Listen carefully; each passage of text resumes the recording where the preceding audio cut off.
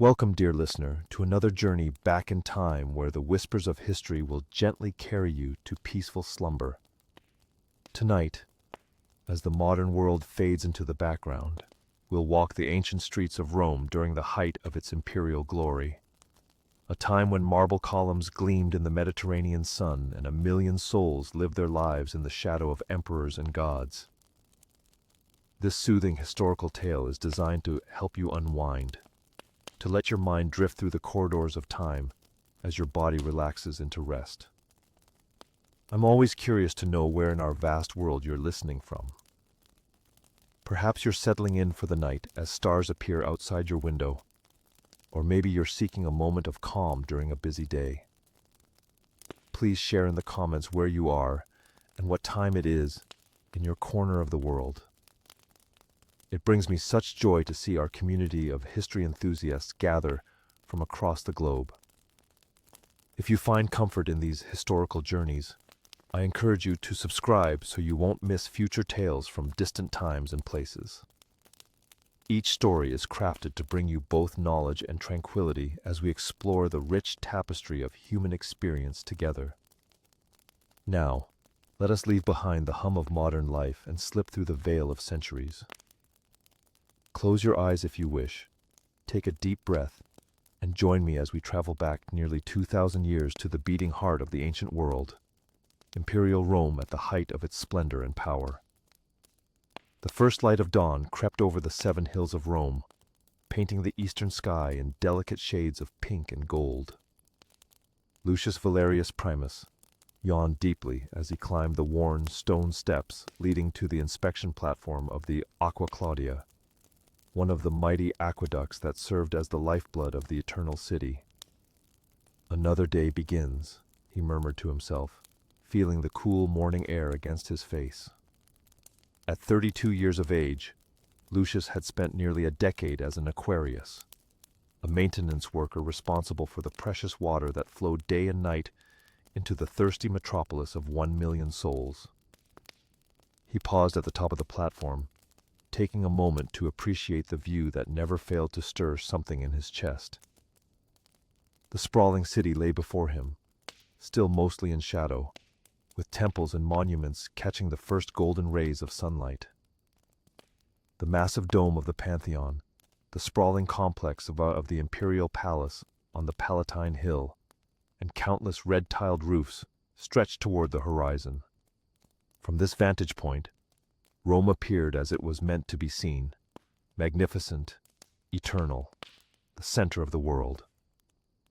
"You're early today," called a familiar voice.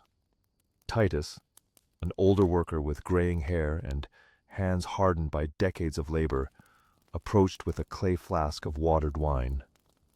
"Thought you might want something to wet your throat before we begin the inspection," he said, offering the drink to Lucius with a smile that revealed several missing teeth.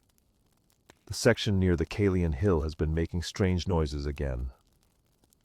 Vibius thinks it's nothing, but I've been doing this since before you were born, and I know trouble when I hear it." Lucius took a grateful sip before handing back the flask. "Then we should start there. The last thing we need is a collapse during the hot season." Both men understood the gravity of their work. Without the constant flow of fresh water, Rome would quickly become uninhabitable. Its bathhouses empty, its fountains dry, its people thirsty and unclean. The emperor himself might live in a palace of gold and marble, but he depended on humble men like them to maintain the invisible systems that made such luxury possible.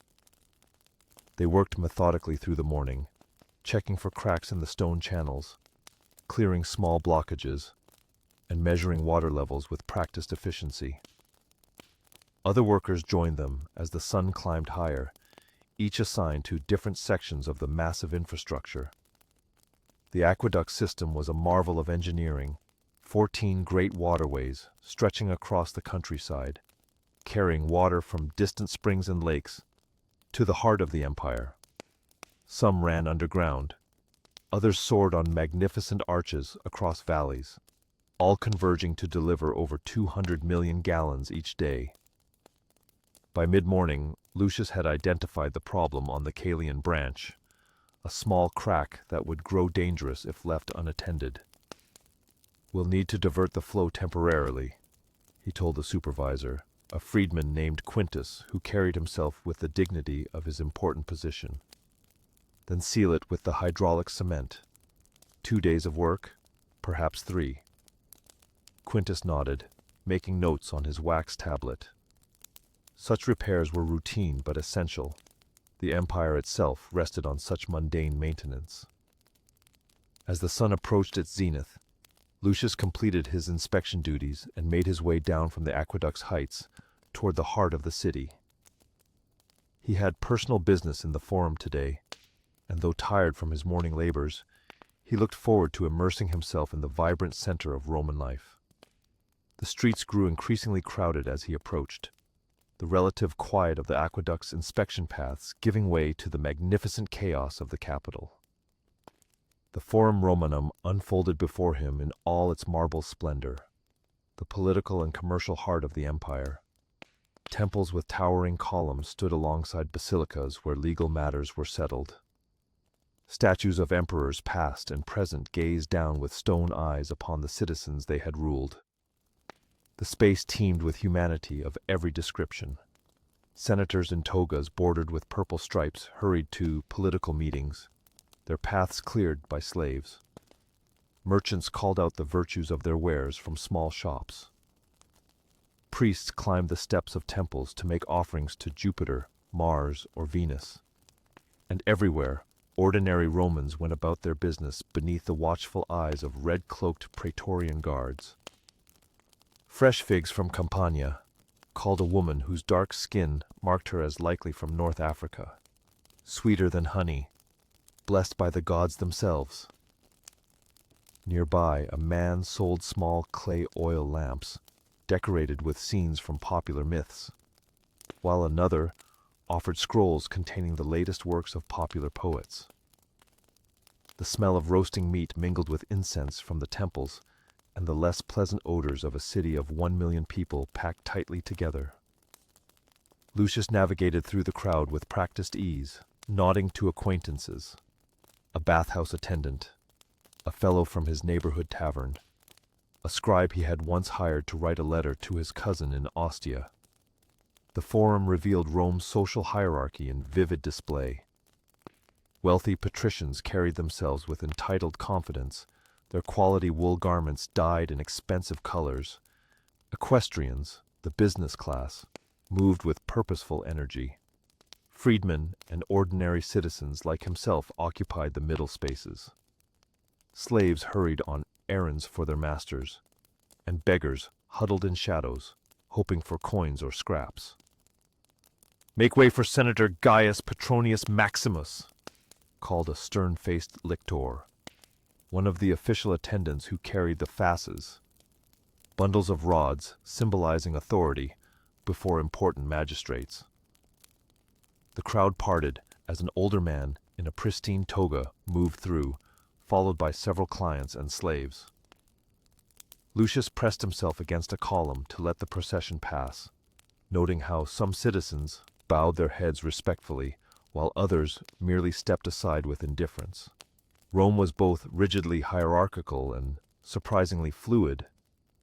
A talented slave might be freed and eventually see his grandchildren become equestrians, while a noble family fallen on hard times might sink into obscurity within a generation. After completing his business, paying a small debt to a merchant who supplied his household with olive oil, Lucius found himself growing hungry. The food stalls near the Forum offered quick meals for those with coins to spend.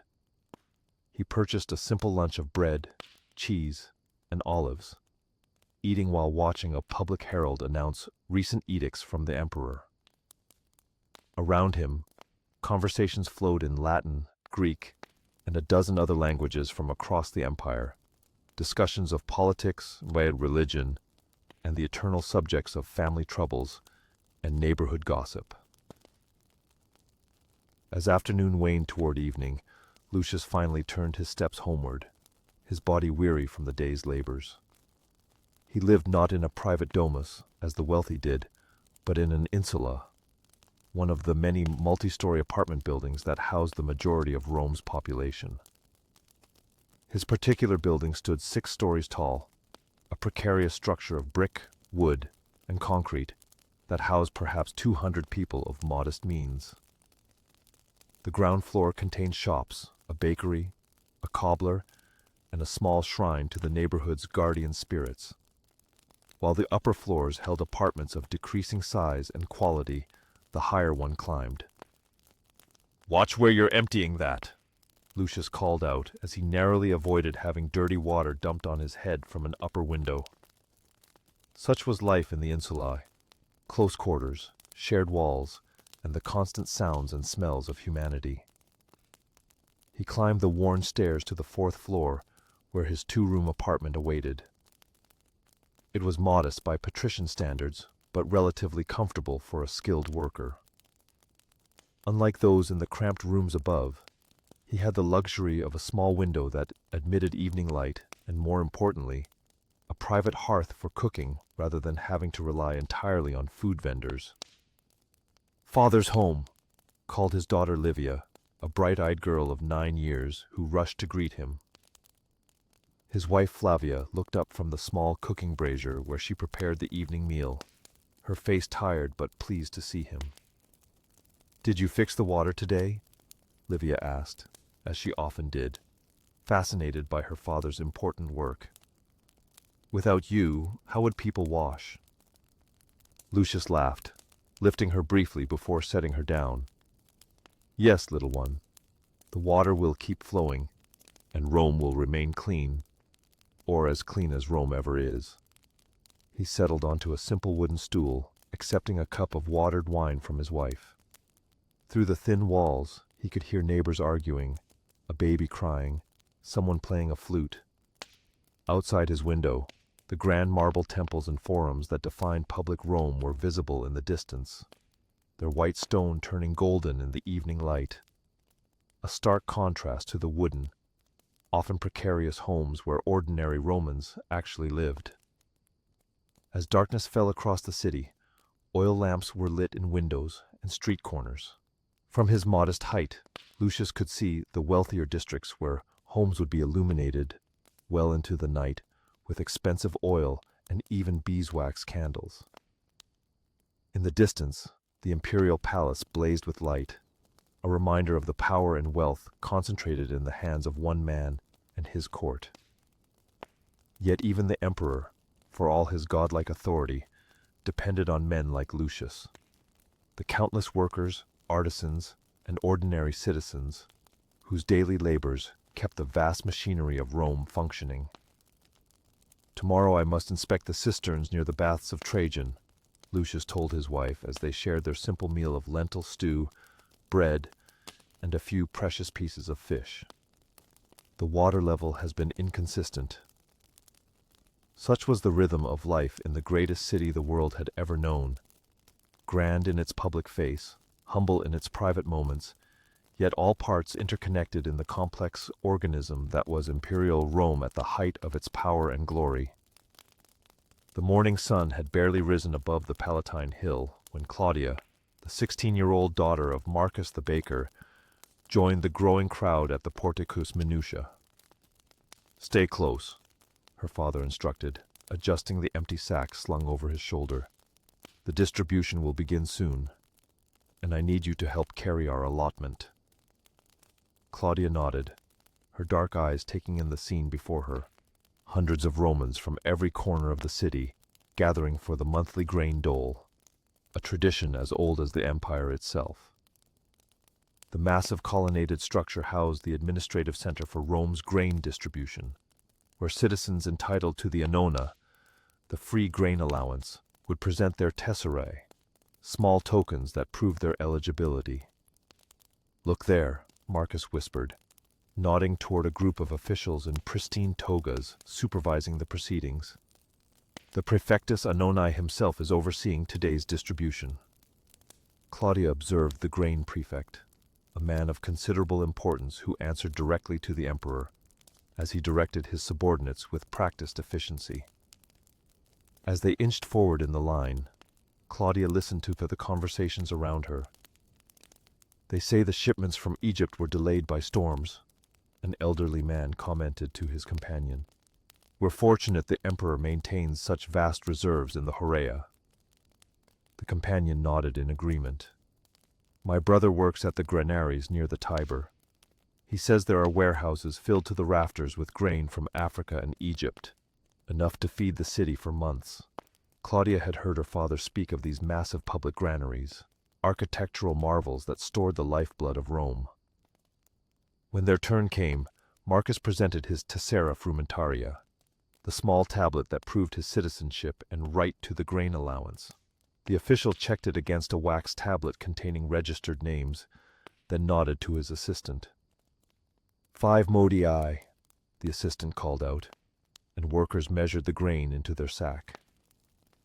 Claudia helped her father hoist the heavy load, enough wheat to feed their family for a month. The Emperor provides, Marcus said quietly as they moved away, repeating the common phrase that acknowledged both gratitude and the political reality of their dependence. On their way home, they passed a freshly painted wall where workers were completing a mural depicting the Emperor distributing grain to grateful citizens. The bread that feeds Rome comes from the Emperor's benevolence, Marcus explained, noticing his daughter's gaze. But remember what your grandfather used to say. It also comes from the Emperor's wisdom. A hungry Rome is a dangerous Rome. Claudia understood the unspoken truth. The grain dole was both genuine charity and calculated control, a way to maintain peace in a city of nearly 1 million souls.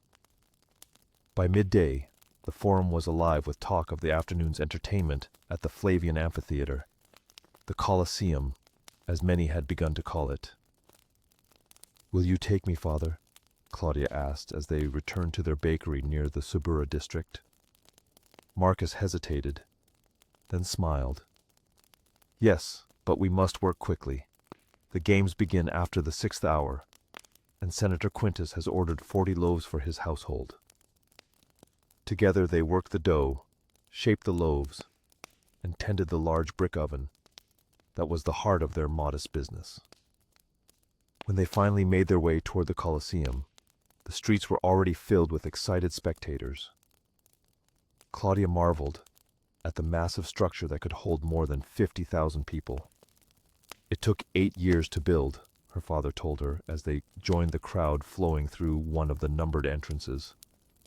The Emperor Vespasian began it, and his son Titus completed it, a monument to both the gods and the power of Rome. Their wooden tickets directed them to the upper levels, where the common citizens sat. As they climbed the stairs, Claudia could see the social hierarchy of Rome mapped onto the seating arrangements. Senators and equestrians in the prime seats closest to the arena, ordinary citizens in the middle tiers, and at the very top, standing room for the poorest residents and slaves accompanying their masters. Yet despite these divisions, a palpable sense of unity filled the air as Romans of all classes gathered for the shared spectacle. "Look there," Marcus pointed toward the imperial box, draped in purple and gold. "The Emperor himself attends today." A roar went up from the crowd as the games began with an elaborate procession. Musicians played, exotic animals were paraded, and gladiators marched in formation, saluting the Emperor with the famous phrase, "We who are about to die salute you." Claudia watched, both horrified and fascinated, as men fought beasts and then each other in carefully choreographed combat that was sometimes deadly, sometimes merely theatrical. "The patrician beside me says the champion is a Thracian who has won 17 contests," a man near them announced excitedly. For these few hours, the rigid boundaries between social classes seemed to soften as senators and laborers alike cheered for their favorites, made wagers, and shared in the collective experience. When a particularly skilled gladiator was spared by the Emperor's raised thumb, responding to the crowd's enthusiastic appeal, Claudia found herself cheering alongside wealthy matrons and humble craftsmen alike. As the afternoon waned and they made their way home through streets still buzzing with excitement, Claudia and her father passed a nondescript building near the Tiber Island. "Hurry along," Marcus said quietly, quickening his pace. "The sun will set soon." But Claudia had already noticed the subtle marking beside the doorway, a fish symbol etched almost invisibly into the stone. She had seen it before, at the home of Demetrius the silk merchant, where her father sometimes delivered special bread. 3 days later, as dusk fell across the city, Claudia accompanied her father on a delivery to that very merchant's home. "Remember," Marcus cautioned as they approached the elegant domus in the merchant's quarter, "we are simply delivering bread for tomorrow's breakfast." Demetrius, a prosperous Syrian who had made his fortune importing luxurious fabrics from the East, welcomed them warmly but discreetly, ushering them through the atrium and peristyle garden to a small room at the back of the house. To Claudia's surprise, nearly 20 people were gathered there, not only Demetrius and his family, but also a Greek physician, several freedmen, 2 women of senatorial rank, and even a few slaves. All social distinctions seemed forgotten as they greeted each other as brothers and sisters.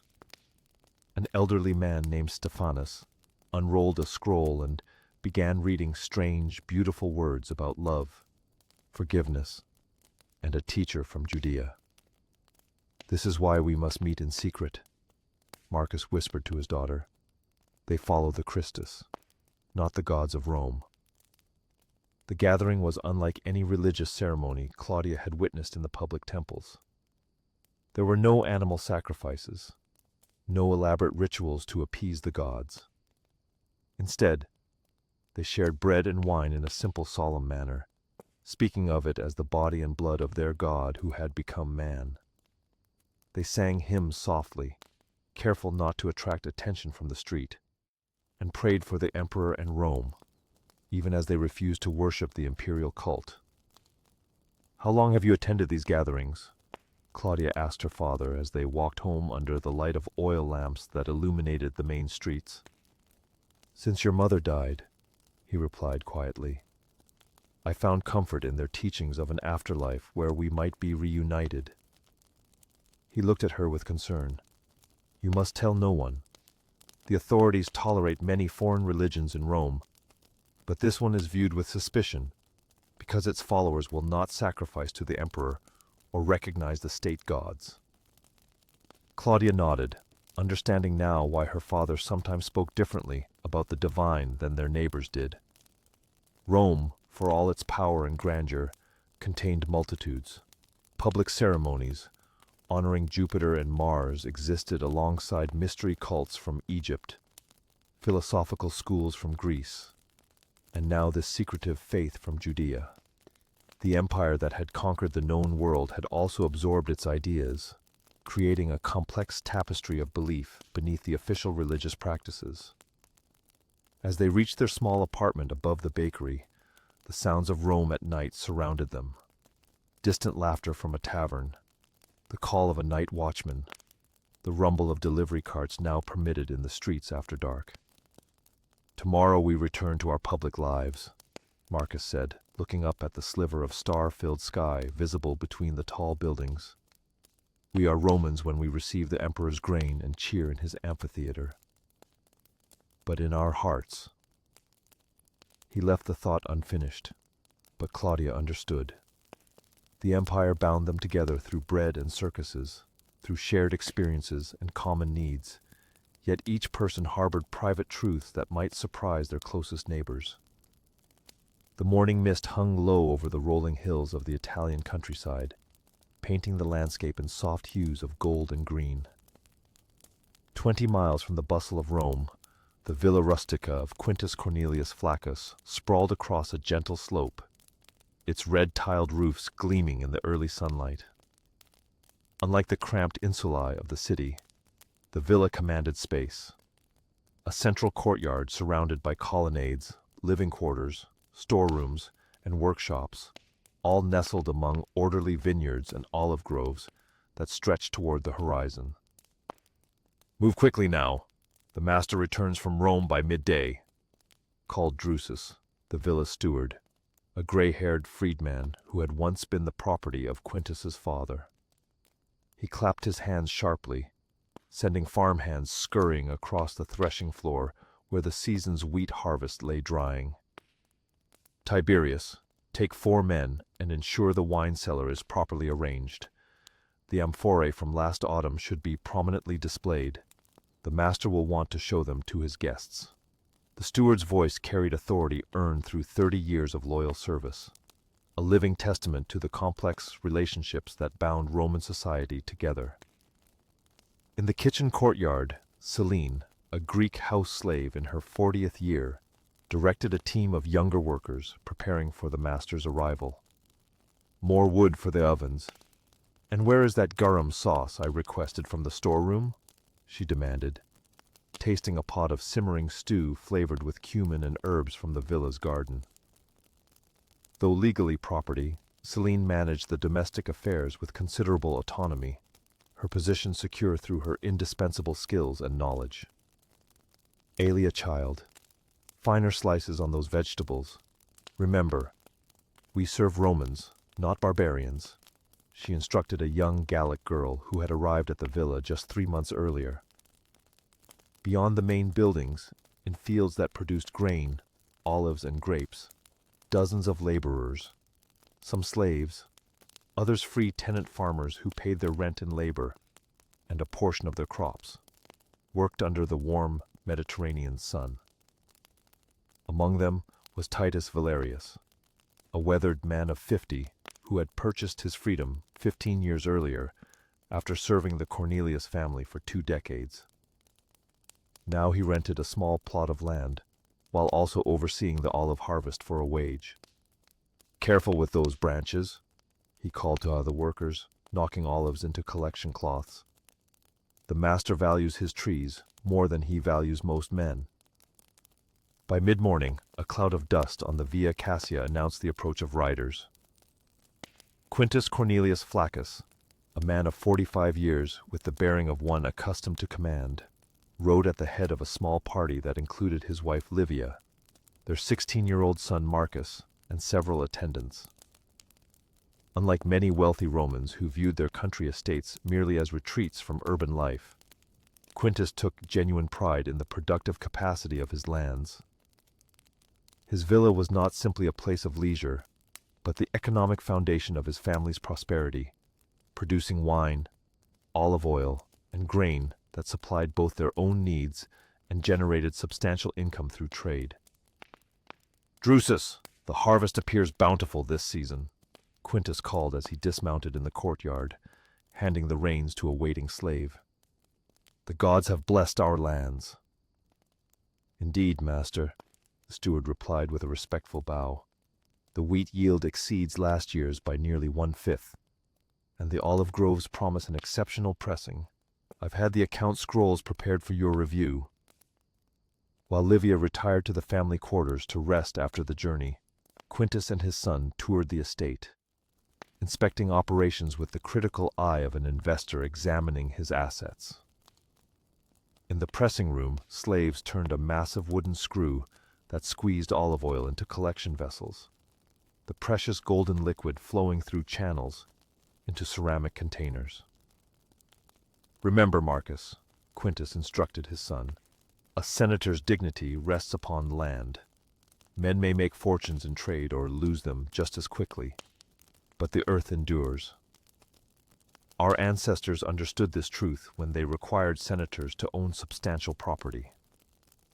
As the afternoon progressed, the villa transformed from a place of labor to one of refined leisure.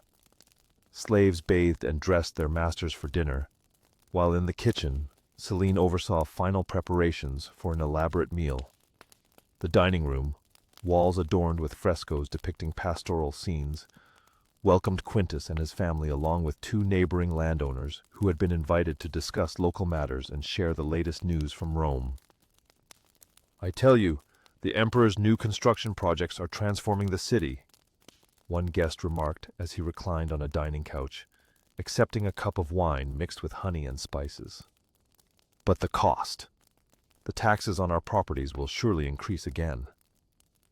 A small price for glory, Quintus replied, gesturing to a slave to serve more of the roasted dormice that constituted the meal's delicacy. Rome must display its greatness through marble and monuments. It is the way we show the world, and ourselves, the permanence of our civilization. As night fell over the villa, oil lamps cast a warm glow across the estate. In the main house, the family retired to their comfortable chambers with frescoed walls and mosaic floors.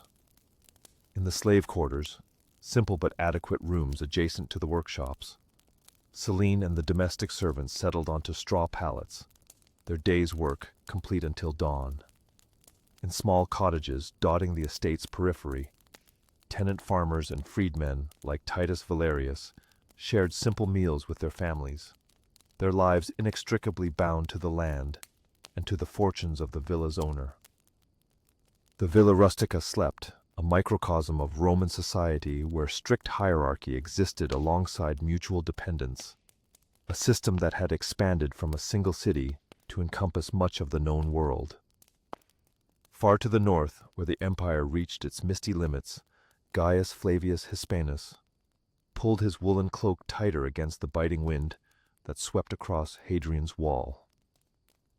23 years of age and 5 years into his 25-year service, with the 9th Hispanic cohort, Gaius had traveled farther from his birthplace in Hispania Tarraconensis than he had ever imagined possible. The massive stone barrier stretched east to west across the narrowest part of Britannia, marking the boundary between Roman civilization and the unconquered tribes beyond. Another thrilling night guarding rocks from other rocks, joked Numerius, a stocky legionary from Sicily, who shared the watch. At least in Germania there are proper forests for the barbarians to hide in. Here it's just endless hills and fog. Better fog than arrows, Gaius replied, scanning the darkened landscape to the north. The wall stood 20 feet high at this section, with a walkway along its top where sentries maintained their vigil. Below and behind them lay the fort of Vindolanda, one of many that housed the troops who maintained Rome's northernmost frontier. My uncle served in Parthia. He said the heat killed more men than the enemy ever did. Their conversation paused as the Optio, the unit's second in command, made his rounds, checking that the sentries remained alert. When he had passed, Numerius produced a small flask from beneath his cloak. A gift from that red-haired trader in the Vicus, he explained, referring to the civilian settlement that had grown alongside the fort. Says it's what the locals drink to keep warm. Tastes like liquid fire. The fort at Vindolanda housed nearly 800 men, auxiliary troops rather than legionaries, drawn from conquered provinces across the empire. Unlike the citizen soldiers of the legions, these men served to earn Roman citizenship, a precious reward promised at the completion of their service. The cohort included Hispanians like Gaius, Gauls, Batavians from the Rhine Delta, and even some Syrians, creating a miniature version of the empire's diversity at its furthest edge.